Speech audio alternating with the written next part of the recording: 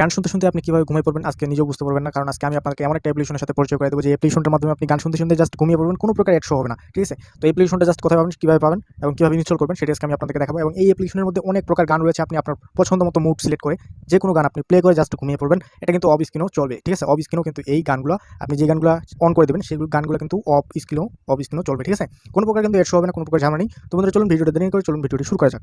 তো বন্ধুরা দেখতে পাচ্ছেন অ্যাটলিস্ট সর্বপ্রথম আপনার ফোনটা ওপেন করবেন। ওপেন করার পর আপনি জাস্ট কী করবেন, সুন্দর করে প্লে স্টোরে চলে যাবেন। দেন প্লে স্টোরে যাবেন। তো দেখতে পাচ্ছেন আমি প্লে স্টোরে চলে গেছি। তো প্লে স্টোরে যাওয়ার পর আপনি একটু সার্চ বক্সে ক্লিক করবেন এবং সার্চ করবেন লামা। ঠিক আছে? তো আমি দেখেন সার্চ করতেছি LAMHAA। ঠিক আছে? LAMHAA।